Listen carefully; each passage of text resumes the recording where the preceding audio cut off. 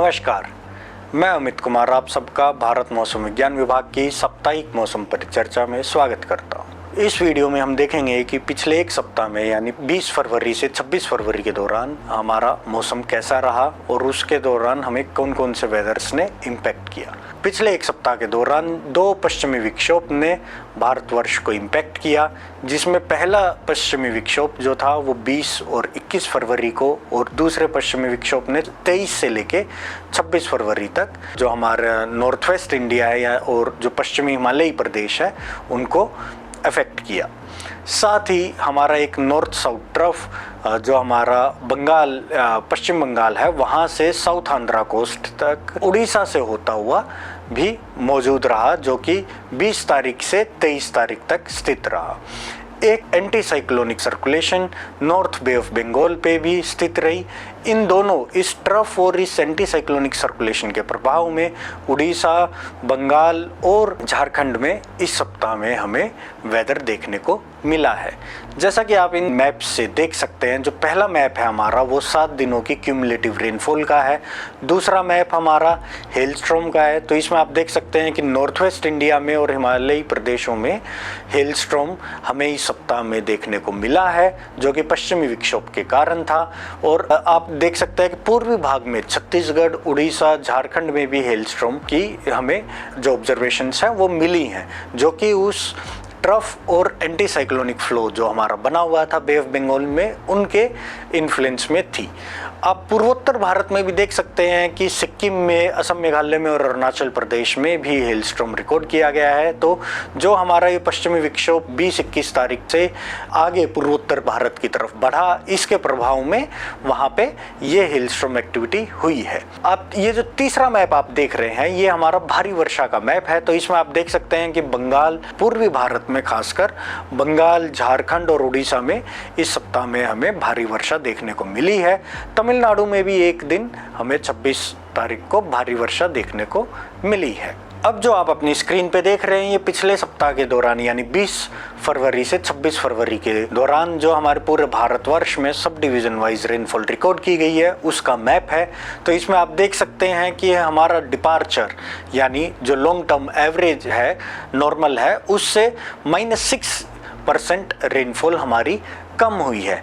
इसमें आप खासकर देख सकते हैं कि पूर्वी भारत में उड़ीसा, झारखंड, बंगाल, सिक्किम में, साथ ही अंडमान निकोबार में, और अगर हम पश्चिमी भारत की बात करें तो वहाँ पे तटीय कर्नाटक में, और उत्तर भारत में पंजाब में, वहाँ पे हमारी excess to large excess rainfall यानी नॉर्मल से लगभग 50 से 60% ज़्यादा रेनफॉल रिकॉर्ड की गई है। साथ ही जो हमारा सेंट्रल इंडिया है वहाँ पे और जो बचा हुआ नॉर्थ वेस्ट इंडिया है वहाँ पे हमारी डेफिशिएंट रेनफॉल यानी जो नॉर्मल रेनफॉल है उससे कम रेनफॉल रिकॉर्ड की गई है। अगर हम सीजनल रेनफॉल की बात करें यानी 1 जनवरी से 26 फरवरी के बीच रेनफॉल की बात करें तो उसका डिपार्चर हमारा लॉन्ग टर्म एवरेज से -62% है, यानी 62% कम रेनफॉल इन 2 महीनों में हमें प्राप्त हुई है। इसमें आप देख सकते हैं कि लगभग समूचे भारतवर्ष में रेनफॉल कम रही है, नॉर्मल से कम रही है। हमारी नॉर्मल रेनफॉल बस तमिलनाडु, रायलसीमा, तटीय कर्नाटका, सिक्किम और अरुणाचल प्रदेश में रिकॉर्ड की गई है। अब अगर हम वीकली टेम्परेचर यानी इस वीक में, पिछले एक वीक में कैसा टेम्परेचर रहा उसके बारे में बात करें तो सबसे पहले अगर हम मिनिमम टेम्परेचर की बात करें तो जो हमारा मिनिमम टेम्परेचर था वो 1 से 3 डिग्री अबव नॉर्मल यानी अपने नॉर्मल से ज़्यादा रहा नॉर्थ, नॉर्थ वेस्ट और वेस्ट कोस्ट ऑफ इंडिया पे, और लगभग नॉर्मल के बराबर रहा बचे हुए पूरे भारतवर्ष में। अगर हम अधिकतम तापमान की बात करें तो अधिकतम तापमान अपने नॉर्मल से 1 से 3 डिग्री ऊपर रहा नॉर्दर्न, वेस्टर्न और सेंट्रल इंडिया में, और 1 से 3 डिग्री नॉर्थ ईस्ट में और साउथ पेनिनसुला में अपने नॉर्मल से कम रहा है। पिछले सप्ताह में जो सबसे कम न्यूनतम तापमान नापा गया वो अमृतसर में नापा गया जो कि 6.1 डिग्री था, और अधिकतम तापमान कन्नूर में 40.4 डिग्री सेल्सियस नापा गया। अब अगर हम आने वाले 2 सप्ताह के पूर्वानुमान की बात करें तो इस पहले सप्ताह में यानी 23 फरवरी से 6 मार्च के बीच में जो अभी एक ये पश्चिमी विक्षोभ हमारा नॉर्थ वेस्ट इंडिया को अफेक्ट कर रहा है, इसके प्रभाव में जम्मू कश्मीर, हिमाचल प्रदेश, उत्तराखंड, पंजाब, हरियाणा, चंडीगढ़, उत्तर प्रदेश, राजस्थान और फिर इसके जब ये नॉर्थ ईस्ट की तरफ मूव कर जाएगा तो अरुणाचल प्रदेश, असम, मेघालय में वर्षा और हिमपात होने की संभावनाएं बनी हुई हैं। साथ ही 2 मार्च से एक नया पश्चिमी विक्षोभ हमारे पश्चिमी प्रदेशों को, हिमालयी प्रदेशों को इफेक्ट करना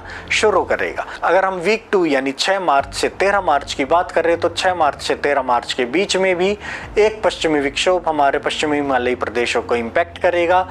उसके अलावा सामान्यतः पूरे भारतवर्ष में कोई भी खास बारिश की गतिविधि होने की संभावनाएं नहीं है। अगर हम न्यूनतम तापमान की बात करें तो पहले हफ्ते में यानी 28 फरवरी से 6 मार्च के बीच में हमारा न्यूनतम तापमान नॉर्थ वेस्ट इंडिया, गुजरात, मध्य महाराष्ट्र, कर्नाटका, तमिलनाडु, बिहार और नॉर्थ ईस्ट में अपने नॉर्मल से ऊपर रहेगा। अगर हम वीक 2 की बात करें तो वीक 2 में न्यूनतम तापमान हमारा जम्मू कश्मीर, हिमाचल प्रदेश, पंजाब, उत्तराखंड, गुजरात, मध्य महाराष्ट्र और कर्नाटका में नॉर्मल से ऊपर बने रहने की संभावनाएं बनी हुई हैं। अगर हम अधिकतम तापमान की बात करें तो हमारा अधिकतम तापमान अपने नॉर्मल से ज़्यादा east India, Chhattisgarh, Uttar Pradesh, Madhya Pradesh, east Rajasthan, Jammu Kashmir, Konkan, Goa और कोस्टल कर्नाटका में बने रहने की संभावनाएं बनी हुई हैं। साथ ही अगर हम वीक 2 यानी 7 मार्च से 13 मार्च के बीच की बात करें तो इसके north west India, Gujarat, Konkan, Goa, coastal Karnataka, SIK, Tamil Nadu, Chhattisgarh, Orissa, Assam, Meghalaya और अरुणाचल प्रदेश में अपने नॉर्मल से ऊपर बने रहने की प्रबल संभावनाएं बनी हुई हैं। अब जो ये आप मैप देख रहे हैं ये हमारा हीट वेव की जो आउटलुक हम जारी की है उसके बारे में है। तो इसमें भी आप देख सकते हैं कि उन्हीं भागों में यानी वेस्ट कोस्ट में अगर आप देखें तो कोंकण, गोवा और CK में वीक 1 के दौरान हाई प्रोबेबिलिटी है हीट वेव होने की और वीक 2 में सौराष्ट्र कच्छ से लेते हुए तटीय कर्नाटक तक लो टू मॉडरेट प्रोबेबिलिटी है हीट वेव होने की।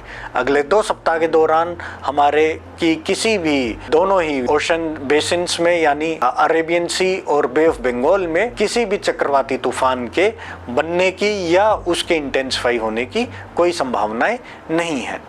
हमसे जुड़ने के लिए आप सबका धन्यवाद। नमस्कार, जय हिंद।